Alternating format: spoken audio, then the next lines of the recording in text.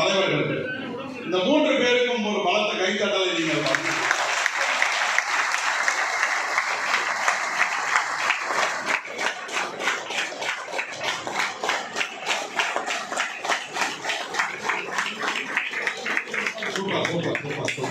நன்றி.